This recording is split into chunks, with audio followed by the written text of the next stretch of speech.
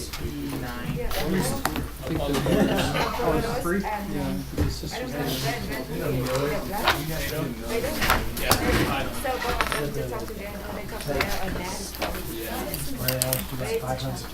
You have the chip for the bag. Yeah, I will take it.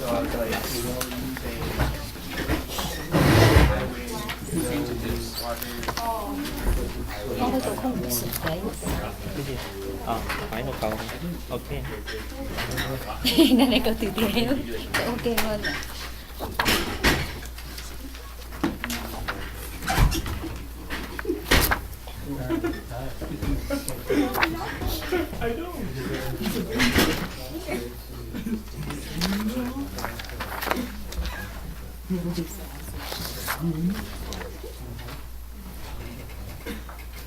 Good morning. Everybody is here. Is it a universal proposition? Yeah. Yes. Yeah. If one is not there, is particular. Particular. So that is legend. Okay.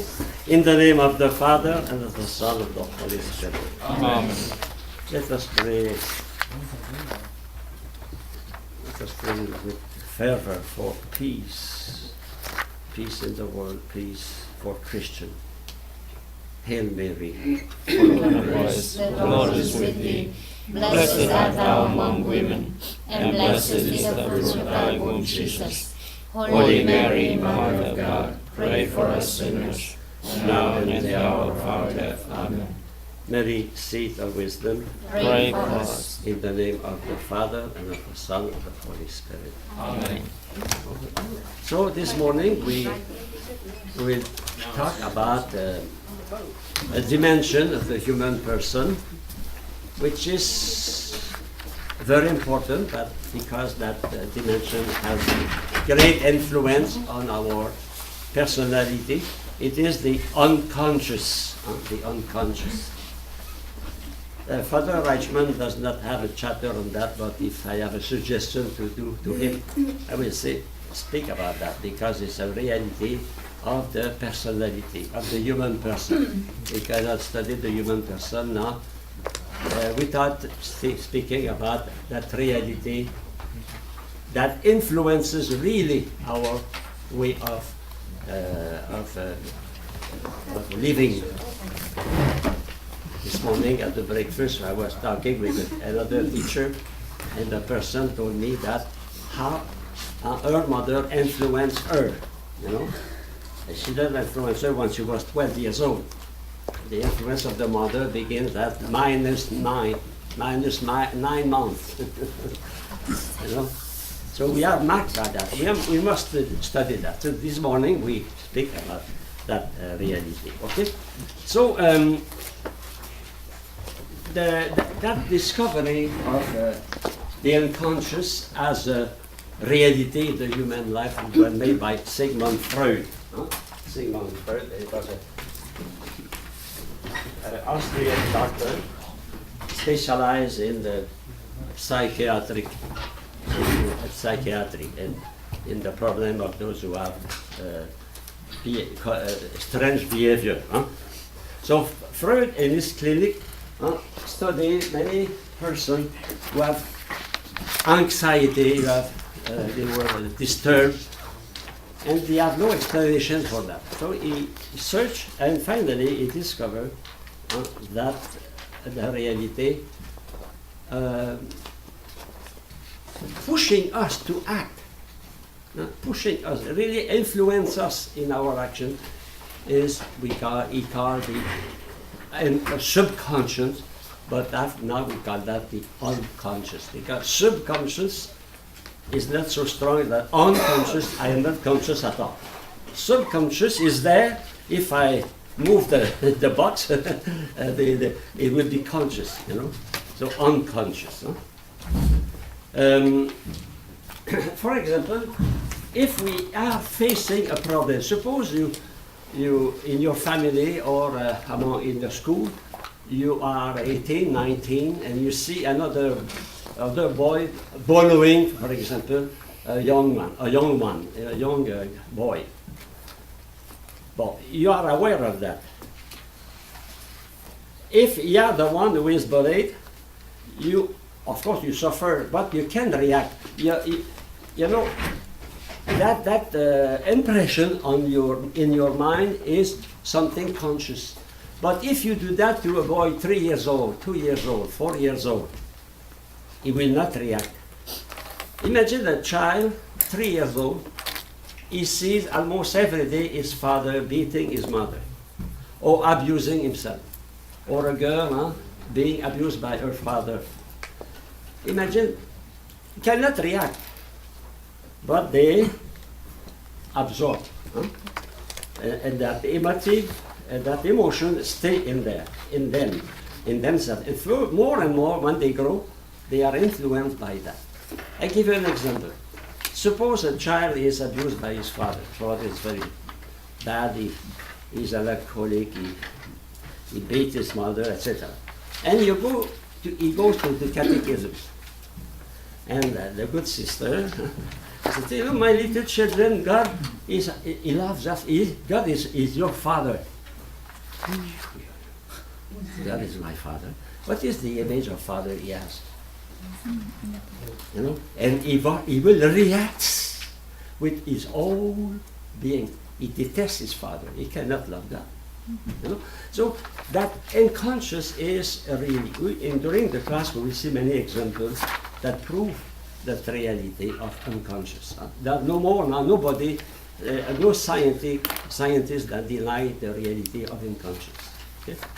It is a fact recognized by science. And also by psychologists. So, you know, some people, when they are attacked or when they have a pain, they keep them for themselves, inside. They ruminate like a cow. But suddenly, they explode. So it is the same. The difference, when you are adults, you know, you are aware of that problem in you. And when you are a child, you are not aware of that. And you hide that in the future that will come again. You know? For example, many times those who are difficulty delinquent, when we look at their lives, they have big problem with their father. The majority of them, they have a huge problem with their father. So the father is the representing of the authority.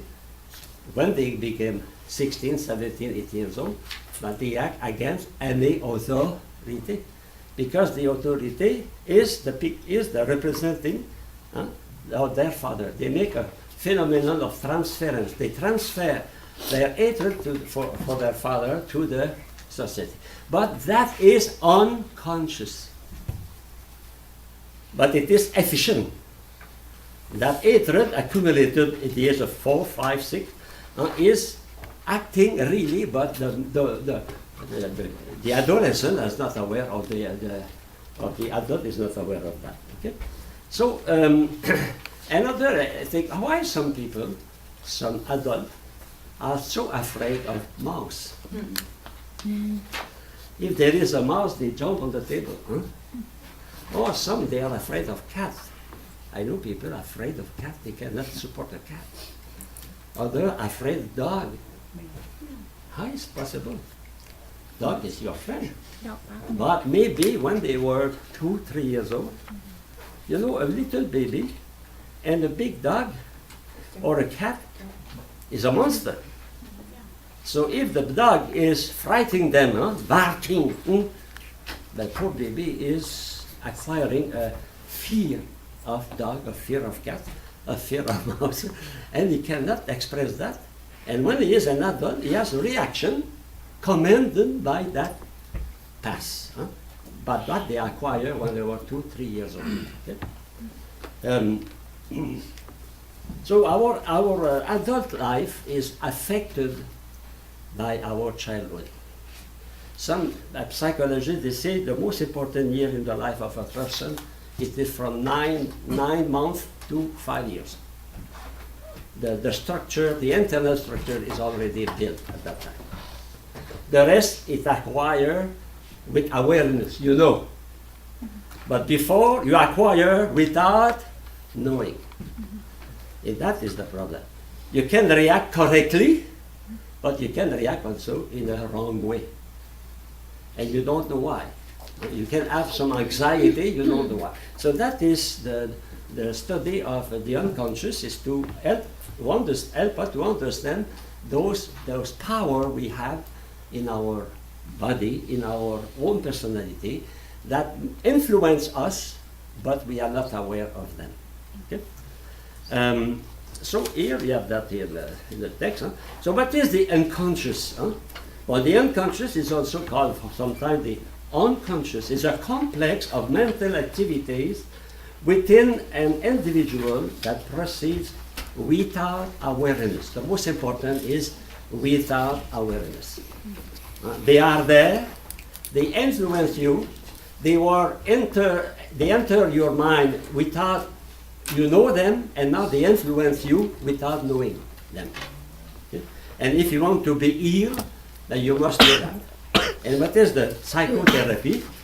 It is to make the person aware of the cause of their anxiety, aware of the neurosis, the problem they have, the fear, for example. How, an example everybody knows here in the United States, I think. You remember Hugh, the billionaire Hugh, he has a plane, Hugh Hughes. How Hughes. He was not able to open a door. So before opening a door, he has to wash. He was totally frightened by germs. Yeah, we call that a phobia. Phobia. The phobia is something unconscious. We see the effect, but we don't know the cause. Okay? And to be healed by that, we must discover the cause. So the existence of our unconscious is known first through dreams. We say imagination, remember? Imagination, when you dream, is totally free. She has the control of my intellect, my judgment. And in dreams, I can express what is the deepest in me, I can express that. For example, a boy can dream, if he detests his father when he was young, he can dream that he's killing a man, killing the Pope, or killing, the instinct of killing can come from that problem, Okay. The second, another way is the lapsus linguae. Lapsus linguae, that means you make a mistake in your or slip of tongue in lapsus linguae. That is Latin. Lapsus linguae.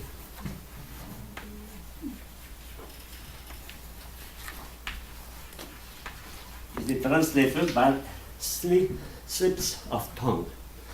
Freud gives an example. A boy, they went to the funeral. Yeah, because he was probably 18, 19 years old. He was at college. He went to a funeral home to offer his condolences to the wife of his teacher, math teacher. And when he arrived at the funeral home, he met the poor, that widow, new widow, and he said, "Congratulations," instead of condolences. He said, "Congratulations." And Freud said, "Why did he say congratulations? He was he did not use the right word." But he said, he discovered that boy hated the teacher because he was not good in mathematics. So he put his hatred, difficulty on mathematics, he put that on the teacher. So when the teacher died, he was happy. And he congratulated the women, the wife. Congratulations, instead of condolence. That is sometimes we use word, and our word express our unconscious. The mistake we do when we write, or when sometimes we express that. They express also our desire, etc. So it is a way. So we have of course, technical, like hypnosis, we'll see that in the future. Okay? Well, those treatments are made by specialists. You have two kinds of specialists who take care of that. You have a psychiatrist and a psychoanalysis. What is the difference between a psychiatrist and psychoanalysis? A psychiatrist must be a physician, must be a doctor. A psychoanalysis is a psychologist, not a physician. Well, the difference is the psychiatrist, the doctor, can give medical, chemical product to help the person to control or his neurosis or psychosis. The psychoanalysts are not allowed to do that. So he has other way of discovering that. And one of the way of discovering that is we call free association. Free association. He can say a word to you. For example, he would say, "Father." You will see how you react. He will say, "I don't know, dance, orange, cherry, etc." They have a trick for that. And also they analyze your dream. And they say what you. And also you have some technique. I give you one technique here. We call the Rorschach test. Rorschach is a psychiatric or psychoanalysis. I think it's from Austria or Germany. And he created that. What is that? It is the fruit of ink. If you take a sheet like that, divide in two, fold it, put ink, and after that, and you obtain those things. And from that, he presented that to the people, and he said, "What do you think about it?" And after many years, he had some measure. You can find that in Wikipedia. If you go there, you have all the explanation for that. I don't have the time to explain that. But that is a technique to reveal your unconscious, to reveal your tendency, etc. Okay? So you have the explanation here of what is psychiatry, what is psychoanalysis. Psycho, psyche in Greek, psyche in Greek. S'il vous plaît, please. If you are the teacher, take my place.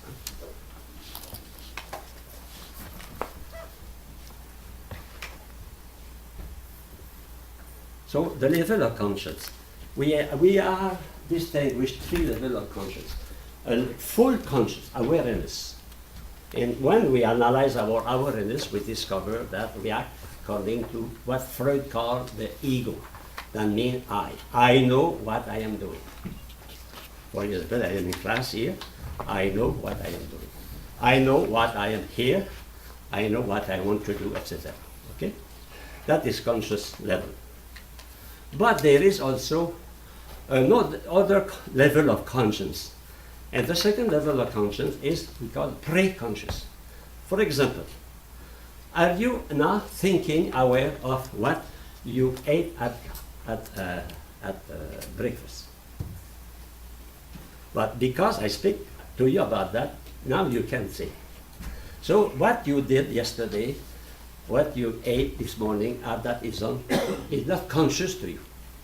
But it is very easy to make them coming to the surface. So they compare the unconscious to a river. That is a river, water. That is fully, okay? To indicate that you have a fisherman. Fisher. Is the Picasso is that.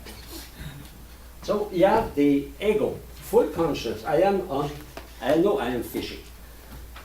But the fish are not very far. So it is easy to catch the fish, you know.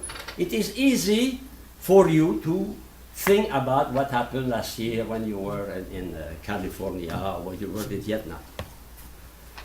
That we call the pre-conscious. Okay? But there is something, sometimes, in our lives we have difficulty to speak about. We don't want to talk about. For many reasons. Sometimes we are aware of that, but sometimes we're not aware of that. And when somebody is searching for your problem, Not for you, the problem of those who have problem. You have no problem. But those who have problem, they have to go deep, very deep.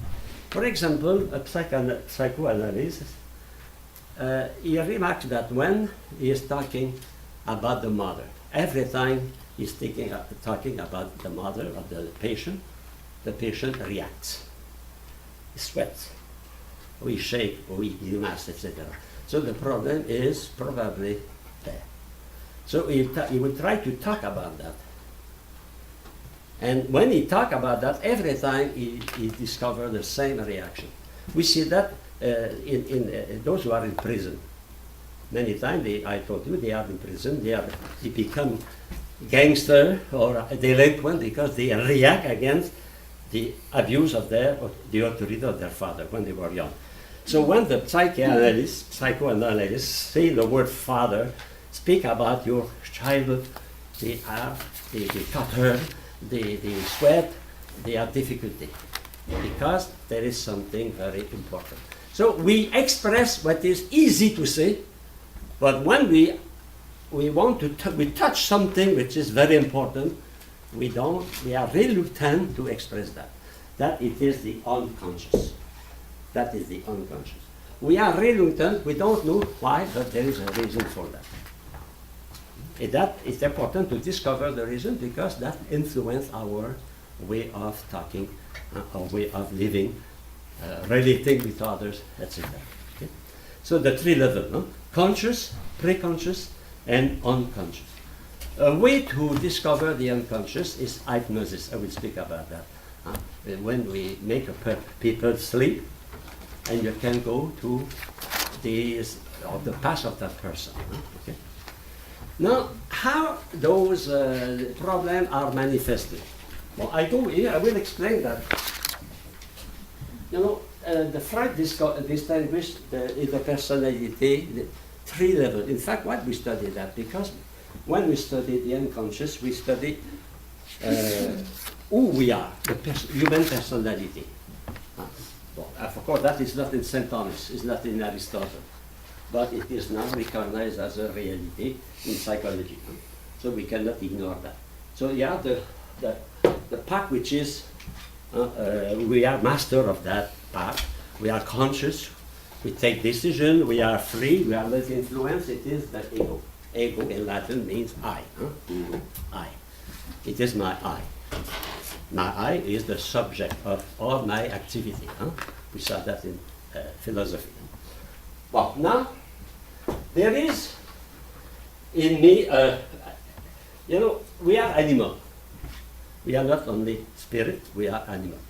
In animal, we got the instinct, no? So as animal, we have instinct. In those instincts, provoke, we call impulses. And impulses, especially impulses to pleasure. What is pleasant? A child likes what is pleasant, he detests what is not pleasant. No? He does not know. He offers, for example, a baby 1 year old or 2 years old to eat something which is sweet, he will accept. It is something which is sour, piquante, he will not. It's instinct of pleasure. That means every animal has a tendency to search for pleasure. We call that drives. You remember drives? In scholastic philosophy, we call that concupiscible appetite. Concupiscible appetite. That means our concupiscible appetite for eating, for comfort, for pleasure. That means in sexuality, for example, the instinct of domination, the power, the glory, etc. They are pushing. They want to express. They want to express vengeance, anger, all those things. Okay? That is the domain of we call the id. The id in Latin means that, but that without any precision. That. We don't know what is that. What is that? What is that? So the id, it is at the bottom of my personality as an animal. but I'm not a pure animal. I am a rational animal. Therefore, those instincts, and they are there, because the drive, it is the word drive, it is to make you work. Huh? On the computer, you have a drive, is this to work. Huh? So those drive, those tendencies, those impulsions, toward pleasure, the Freud called that libido. Libido, that means pleasure in Latin. Libido. To have pleasure.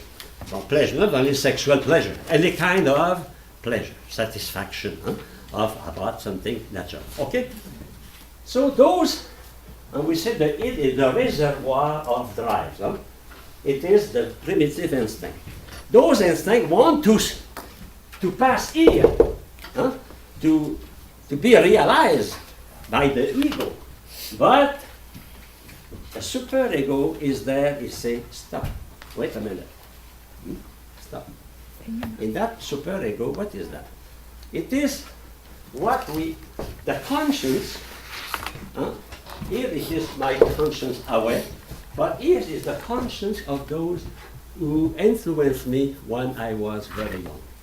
For example, my parents, or the society around me.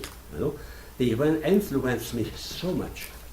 So I have control. They exercise the role of censorship. They cut my impulses. They repress that.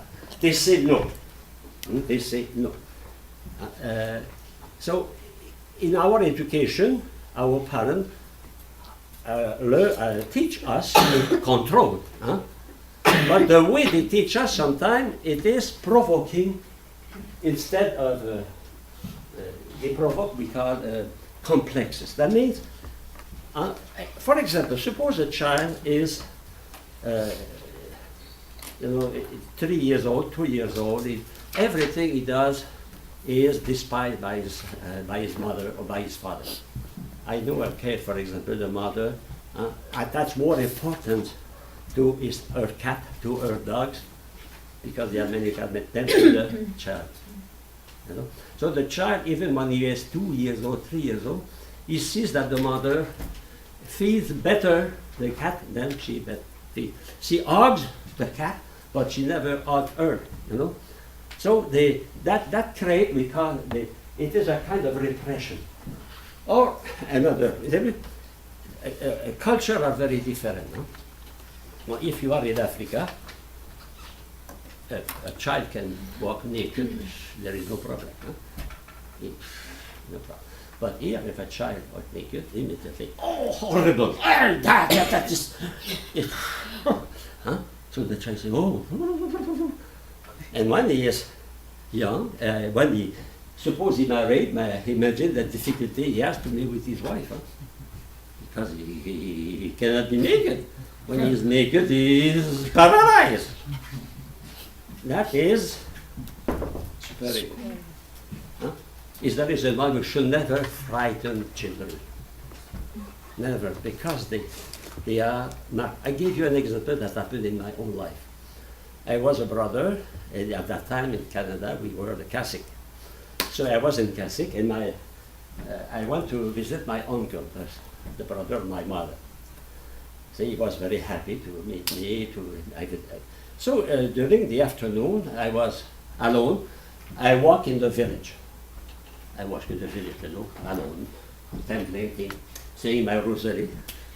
And at 5 o'clock, my uncle said, we will visit your cousin, Roger. Okay.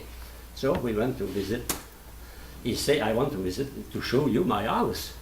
So we went down to a place to work, a shop. He has a shop. So we went to the shop, and when I passed the first, because by politeness, he said, I was a religious, so I passed first. And when I arrived what happened? The hammer, the saw, everything was passing through me. A little boy, Richard, his name, was pitching to me, throwing to me all at the ass. His father, he said, I don't understand. We cannot stay there. It was dangerous. Very dangerous. So you see, he apologized. I don't understand at all. But we discovered that he was 5 years old.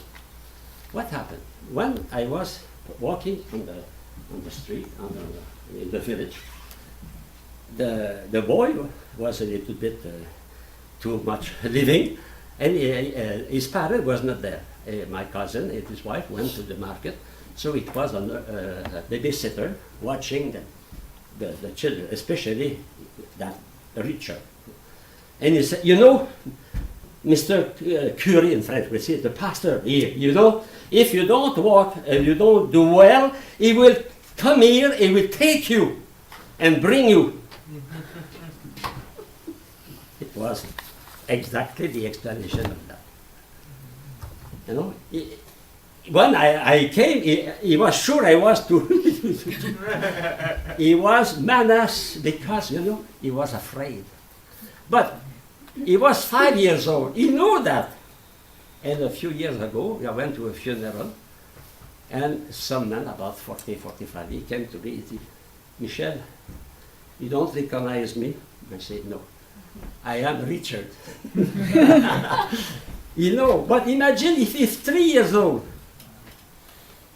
and if when he will see a priest, he will be terrified, without knowing what, why. Richard knew why, but a child, no, we keep that in our mind, in our heart, in our emotion. In fact, our emotion make us act, no? And when we have emotion, we know, we thought that the condition to emotion is just to be aware. Huh? But in the case of a child, he is not aware of the cause. That is the problem. We are aware of the cause. We can react. The child cannot react when he is a child. And because he cannot react when he is a child, when he is an adult, he is afraid. I give you another example given by a teacher. I follow some classes on psychoanalysis in the class of philosophy. And it was a Dominican in Paris. A Dominican, he was a psychologist. Father Plick. His name is Father Plick. He wrote books about psychoanalysis and psychoanalysis. Anyway, he gave us an example. A woman, they came to ask some help because she was always anxious, paralyzed, traumatized when she crossed street in Paris. Every time she wanted to cross the street, she was completely paralyzed or afraid to cross the street. Finally, they discussed, you know, after analysis, what they discovered?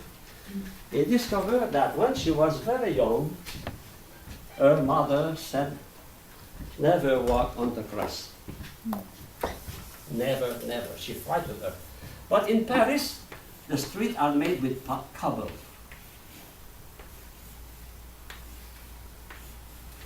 It is very practical because when there is a problem, they don't have to drill, they take the problem and they go.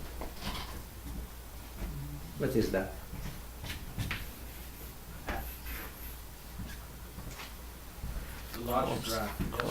Cross. So, you know, when that woman wanted to cross the street, she asked to avoid to walk on the cross, but she was not able. So she walked on the cross and she was anxious. Anxious. She has a neurosis here. So when she discovered that, she became okay. Another example, another teacher gave us. A woman said she is always sick, afraid when she enters a train. She traveled by train, she is sick. So after discussing, analyzing, they discovered that when she was 2 or 3 years old, in the train she saw her mother kissing another man than her wife, her husband. And the little girl was afraid by that because she was thinking maybe she will lose her father for another man, you know. And the fear she had at that time, she put that on the train. So every time she went in the train, she was sick. You have many examples like that. Another example, one of my sisters, the youngest, she was always sick in traveling. Traveled by car, she was sick. Traveled by bus, she was sick. My father, she would travel by train, she was sick. Finally, after my father was able to buy a car, he bought a car. And after that, she was never sick. Why? Probably insecurity, we don't know exactly. You know, that is, many problems we have are, even physical problems can have psychological reason. Mm-mm. So when we treat somebody, it is important not to give only pill, but to know what is the situation of that person. Somebody has ulcers in their stomach. Most of the time it is because of stress, big problems. Yes? Father, today doctors diagnose that as post-traumatic stress disorder. Yeah. You know, let's say someone comes up to us who is not a Catholic or even a Christian, how would we be able to assist them to overcome that? Oh, okay, you give me a question important here. Never, my advice, never play the role of a psychologist. Never. If you are not a psychologist. Okay. At least not a psychoanalyst. It's very dangerous Okay. for you and for the other. If you have a case, as a priest, sometimes we have that, confessional, or people come to us. It's clear the problem is not a problem of conscience, it's not a problem of sin, it's a problem of anxiety, neurosis. So we have to sit with that person. I suggest you to go to that place and he will help you. Okay. It's very dangerous, because, you know, we see that soon, when some psychoanalysis or a psychiatrist is taking care of a sick person with a big problem, the person make a transference on the psychoanalysis. Sometimes they kill them. Every year, psychoanalysts are killed in the world, or psychiatric, because the reaction is so violent. Is there is one in some prison, they have windows, and somebody is outside watching what is happening. We never know. They can react. In a few minutes, they are so strong they can kill you. Because they transfer on you what they ask against another person. That phenomenon of transference is fundamental in psychology, in the unconscious. I gave you an example of that. There is a movie I gave to my seminarian when I was in Cameroon.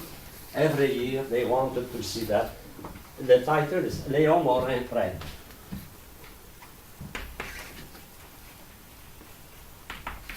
Priest. It was so good, they make a remake with that. That's it. The story is very simple.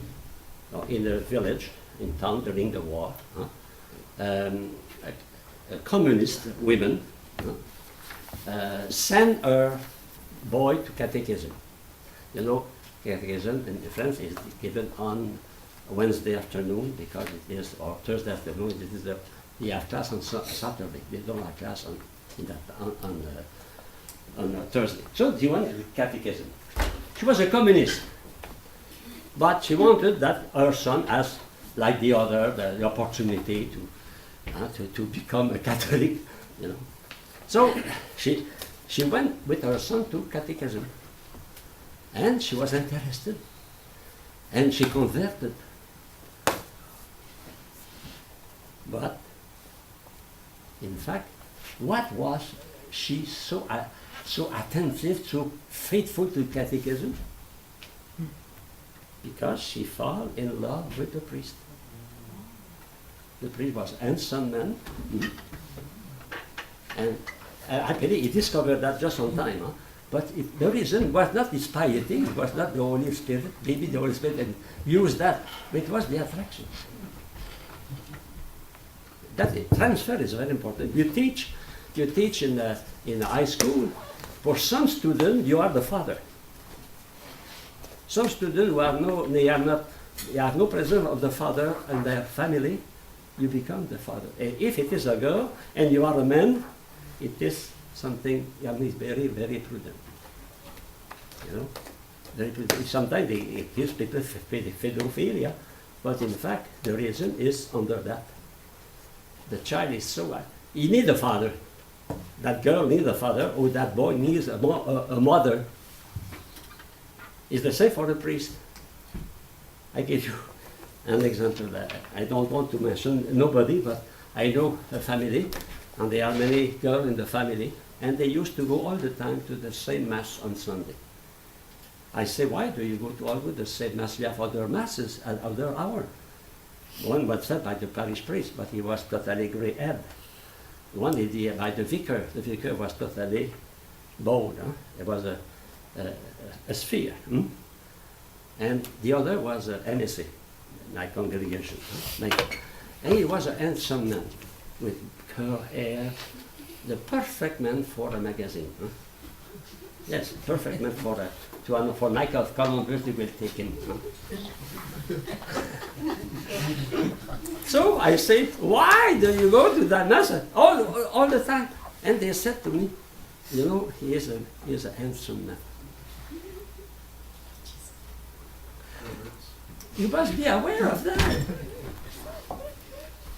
That is transfer, that is unconscious. I'm sure unconsciously never they thought, but there is an unconscious attraction. I hope I don't scandalize you.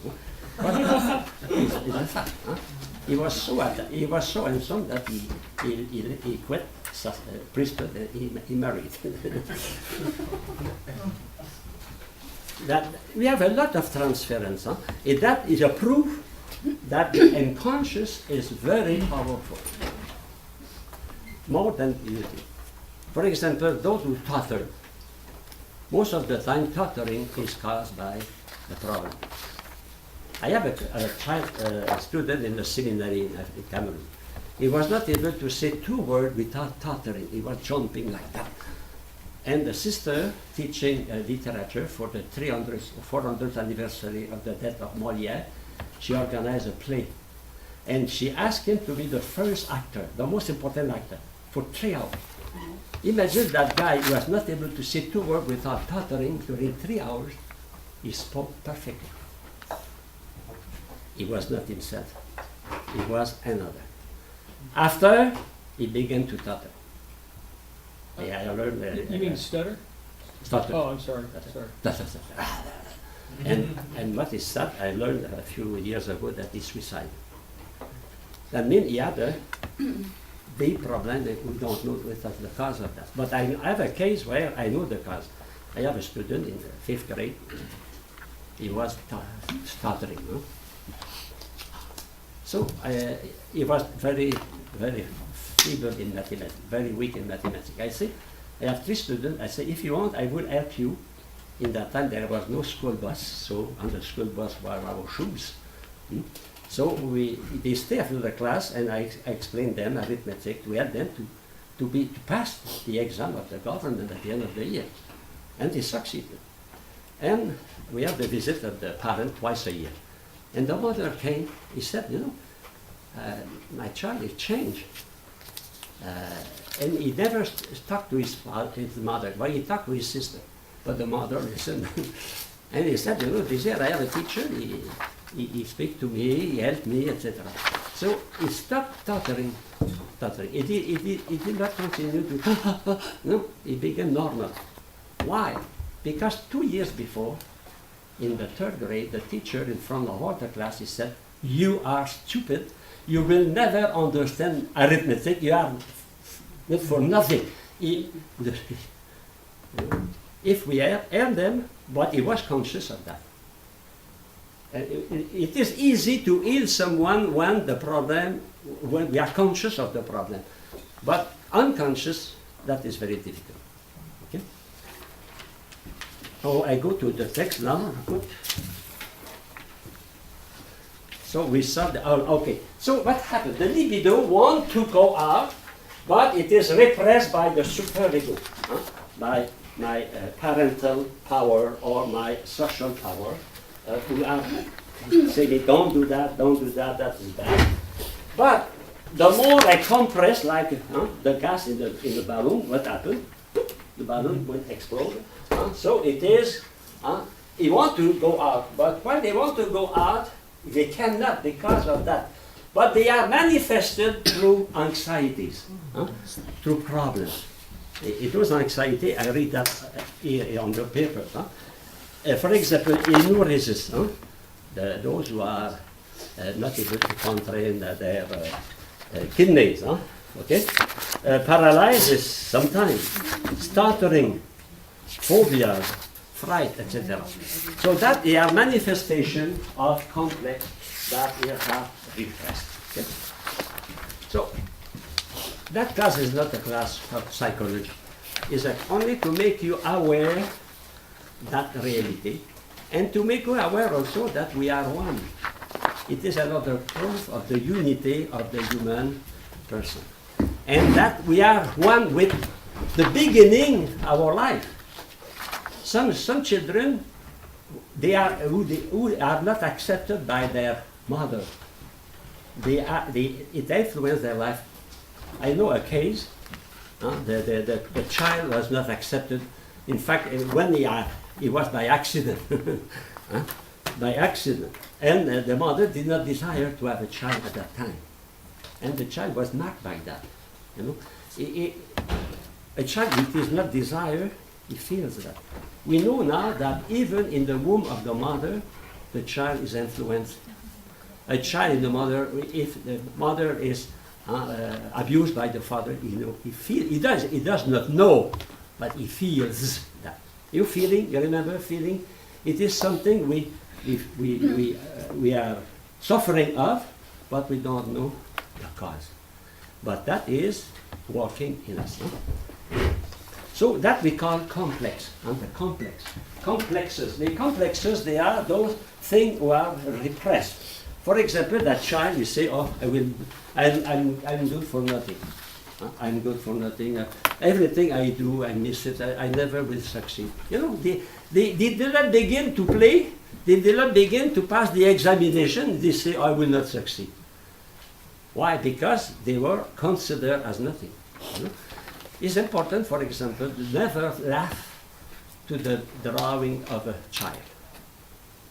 Suppose you have a nephew, 3 years old, and he takes a marker, he says, hey uncle, look at that. Oh, beautiful. If you see how that is garbage. A child, he wants to please you, he wants to give you something, you see how that is garbage. It's finished. He can kill now Picasso. Huh? Because he is not able to react. He will endure your this then you have for him. You say, oh, I cannot do something valuable. Very important to encourage children when they are young. Even when they, the mother, she say, oh, always the time you are dirty, oh, baby, Of course, it's not a pleasure to clean a baby. But if you clean the baby with, you say, oh, my little dog, you are the treasure. Huh? The boy, yes, he is marked by that. So, I think one of the most important lesson we have now, it is the great respect for little children. They are much more influenceable than you are. Because you can react, they cannot react. You can destroy your life even when they are very young. Now, we speak about the way we speak about drawing, the way to know the way, what a child thinks about, for example, his father.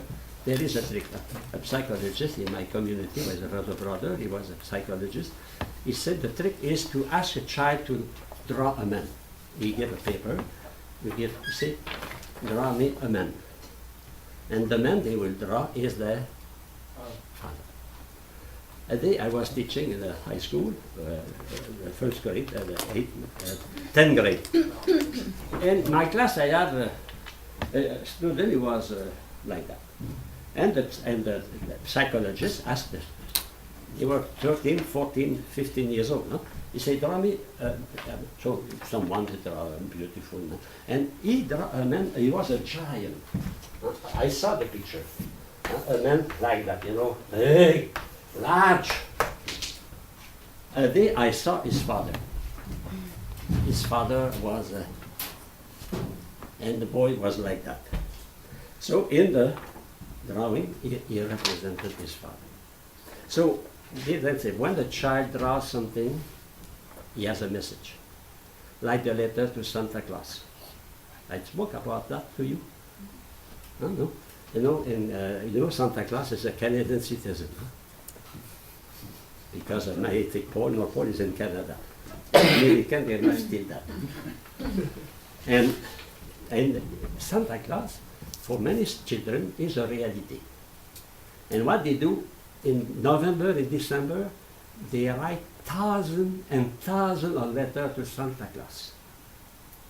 Santa Claus, Canada, or Santa Claus, North Pole.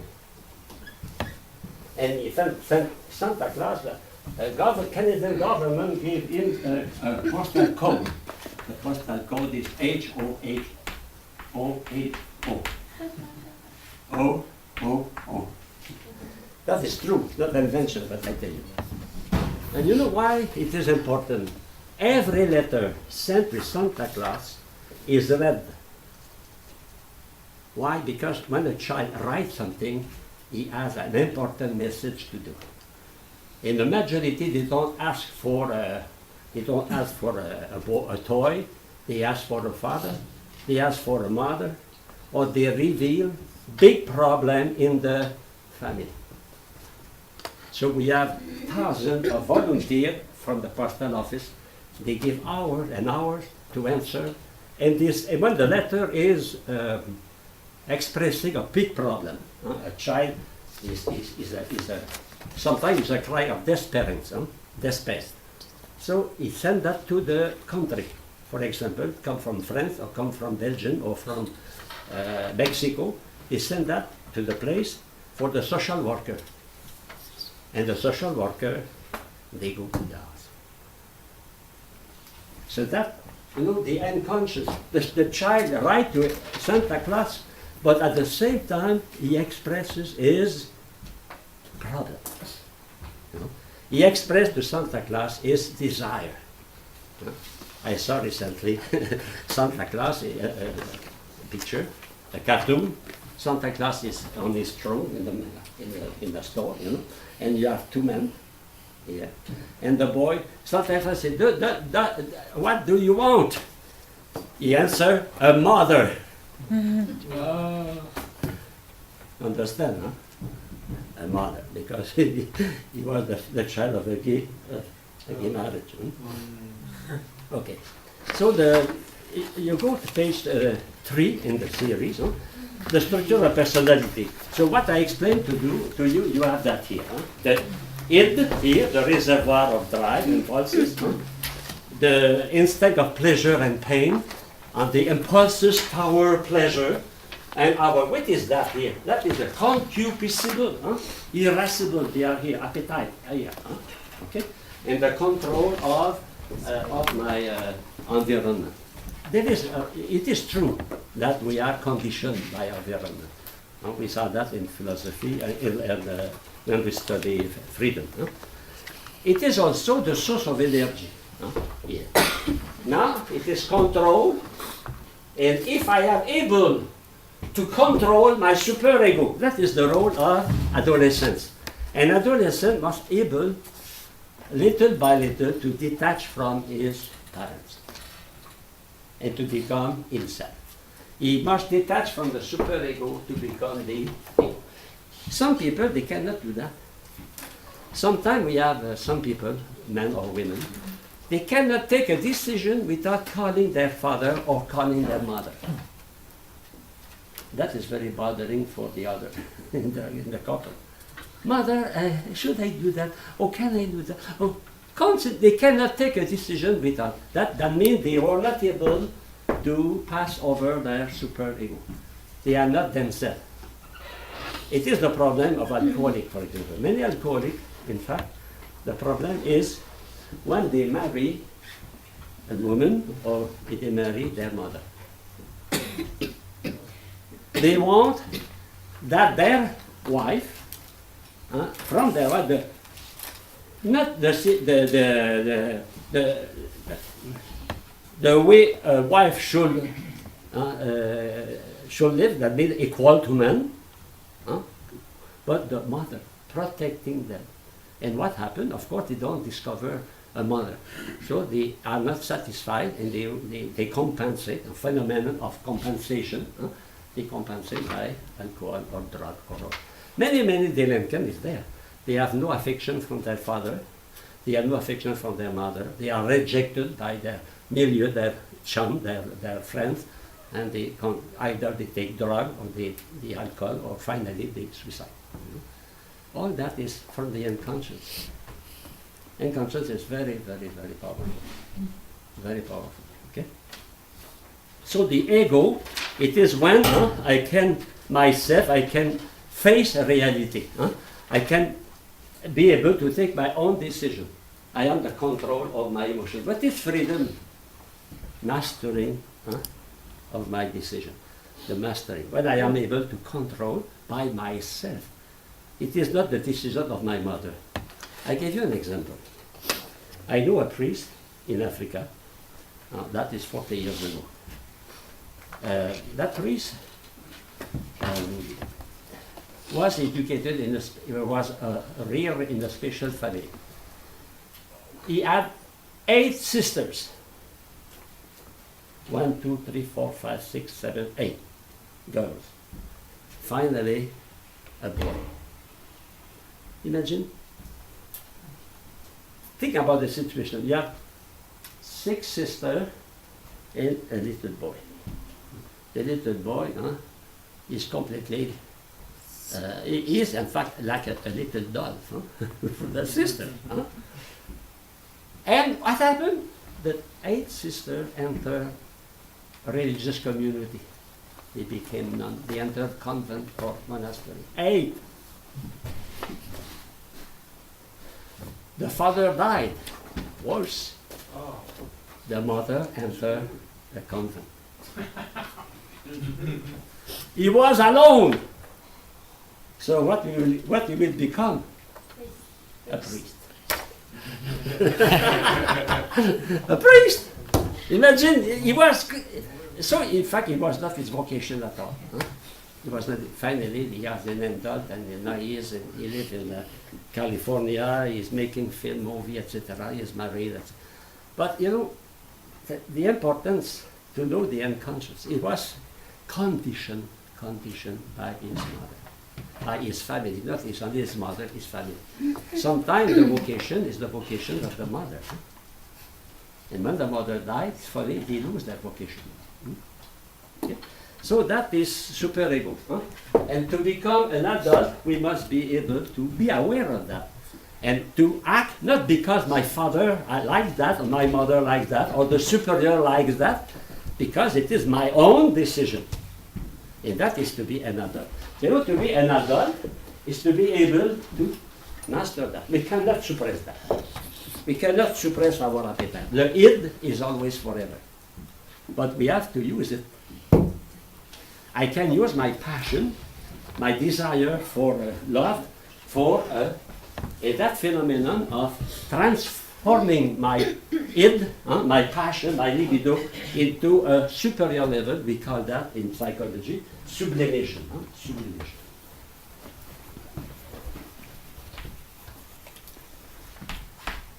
And those who make the vow of chastity or keep celibacy, they have to practice that. It's not because I become a priest or a nun that I cannot love another man, another woman. I cannot desire children. The desire of children, the desire of love is it. It is here forever. You cannot suppress that. But you have to control that, to sublime that. For example, Saint John Bosco, we have a lot of love for children. He had been a good father. Maybe he will have 8, 9 children. But he founded a community with thousands of children, you know. Sublimation. Sometimes I make a joke. I say, I have a baby in Cameroon. You have a baby? Yes, Saint John Institute, Saint Joseph Mukasa. I founded the Faculty of Philosophy for it. That is my baby, you know. In fact, we have to accomplish something. And those who don't marry, they need to do something, to give something to the posterity. Those who are married, they give children.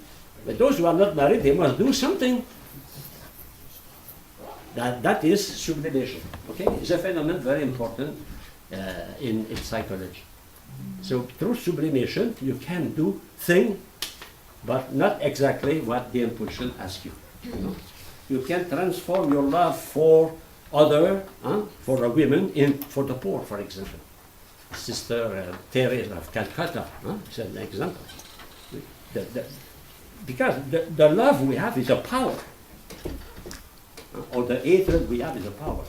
We cannot say, I stop that power. It's there. I have to channel the power. You know? In that phenomenon, sublimation. Okay? It's not only for religious. You have artists do that sometimes. An artist can pass his passion into his art. And he is so passionate for his art, he forgets the rest. He forgets the rest. He is happy with his art. He produces something. You know? That is important. Fecundity. Fecundity is necessary for a woman, a man and a woman. How do you spell that, Father? Fecundity, to be fecund. You say that fertility, fecundity? Fecundity.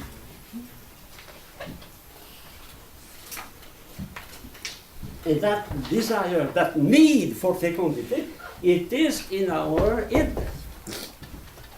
We cannot suppress that. I cannot say, don't want. You have a tendency to love children, to have a family. It is normal. But because of the love of God, etc., I will take that love and take that for the poor, for the sick. My energy, because the id is a reservoir of energy. I will take that energy to go to God. So we cannot suppress that unconscious power. We cannot suppress that. It is there. It will be there up to your death. The desire for love, for example. The desire to be recognized. That is natural, it's normal. If you don't have that, you are not normal. But you have to canalize that. So it can be canalized in the marriage, founding a family. It can be canalized in giving your life for others, for another cause. Spending all your energy in education of children, for example, or taking of the poor, or the old people, elder. Now a word about the repression, page 5. That repression provoked anxiety. The woman wanted to cross the street in Paris. She was shaking, she was sweating every time. Okay? It's funny, some people, when they have to meet an authority, they are frightened. Even some priests, some seminarians, they have to meet an authority, they are frightened. And they are not frightened with others. So maybe the cause can be, when you were young, they were with a father very powerful, an authority, or they were afraid from something,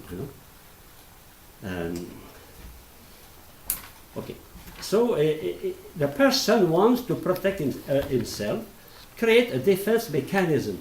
And that defense mechanism becomes sometimes something pathological. It can be a pathology. What is the difference between neurosis and psychosis? The difference is a neurosis is aware of his species. For example, if I stutter, or if I am afraid when I cross the street, if I am afraid when I see a cat, I cry, I call 911 when I see a mouse. I am aware of that. I am aware of that. Or if I'm afraid from women, I'm afraid she has Ebola. Huh? Something, I am afraid, I know that is neurosis. That is easier to correct because you are aware. You can search for help. Huh? But the problem it is when you're not aware. That we call that psychosis.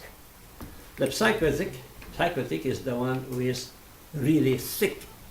But he thinks that he is only the one normal and all the others are sick. That means he is not aware of his difficulty.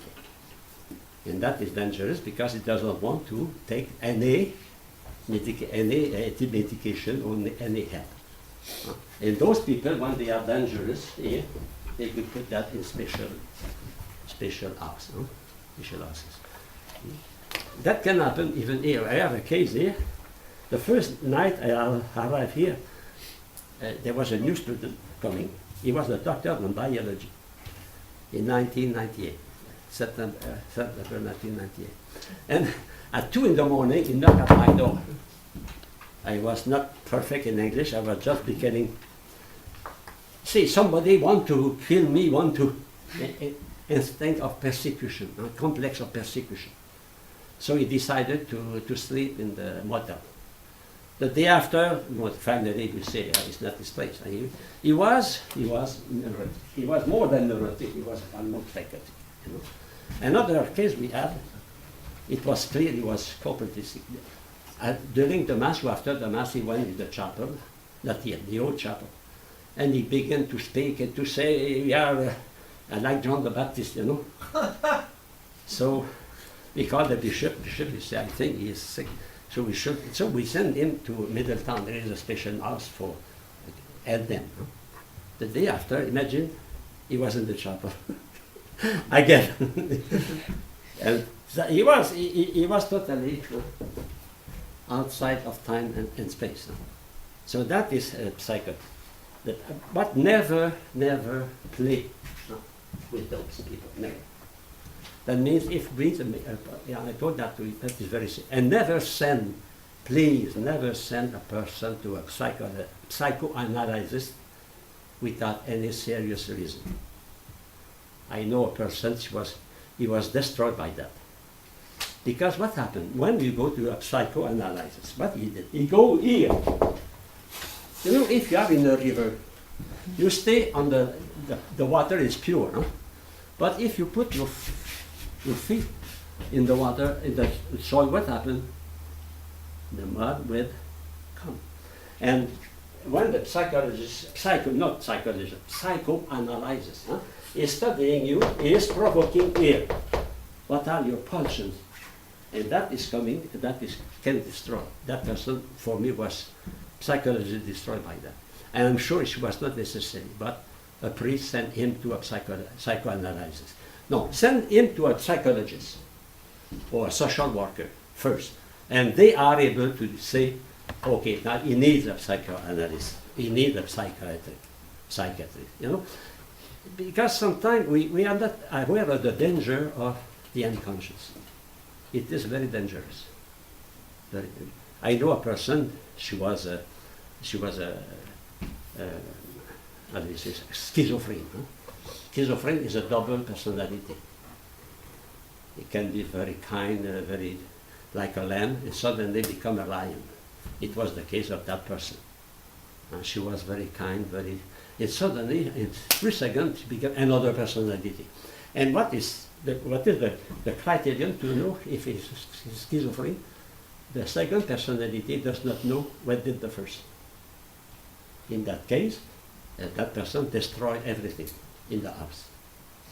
And when she became normal, she said, what happened? She has no memory of that. 2 personalities in the same person. We have a case in Montreal, 6 personalities. They make a movie on that. 6 personalities, very different, in the same person. But in those cases, you have to refer to a psychologist. Don't play, because you are called to be teacher, you are called to be social worker, you are called to be priest, and you will have some case very serious in the confessional or in the spiritual direction, or somebody knock at your door, Father, be careful. Don't take a decision, say, I think you need to meet, I know some psychologist or some person there, he will help you, she will help you. That's our kind of organization. Because the transference sometimes can be very violent. It can be up to kill you, you know that. If somebody detests his father, he is enraged, he takes alcohol or drug, he can kill you because you represent his father. Yes. Father, this is just an example, but would a person be considered schizophrenic if they're one way, completely different, like they're themselves or somewhat, and then they get back to the environment where they... Yes, they have moments, they are totally normal. And then they get back to their environment where they grew up, and it's... Yeah, they grew up, or suddenly, because of an event, the person changed completely. Yeah. A telephone, a picture, you know, they are imprevisible. Oh, okay. Imprevisible. I mean, you can have some children in your class like that, or some people. Huh? Imagine if you have an employee who's like that in your psychiatry. Suppose you work in a hospital, or you work in a school. You have to be very attentive. Huh? Okay? And finally, those complex.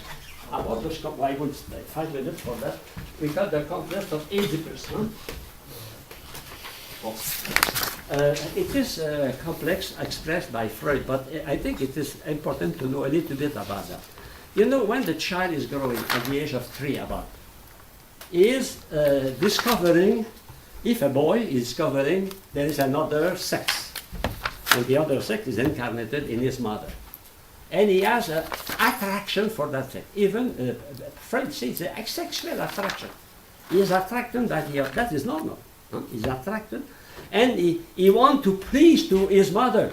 But his mother has the other, you know. And he wants to please. But his father is competing with him.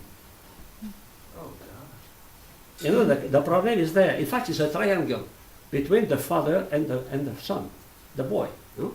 So the little boy wants to compete his father. So he has two possibilities. Either he will compete positively, or he will regress and to become a little baby. You know? So most of the time, the child, what he does, he wants to be like his father, imitate his father. You know, he will play he will use the armor. He sees his father sewing. He will sewing. He will try to imitate, compete his father. That is very good.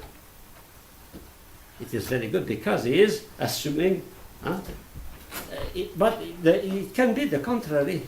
He can be so crushed by his father that he will say, "Oh, I will never be able to please my mother." So what he will become? He will try to become feminine, to play with dolls, to play with girls. You know, that is a fact. You know?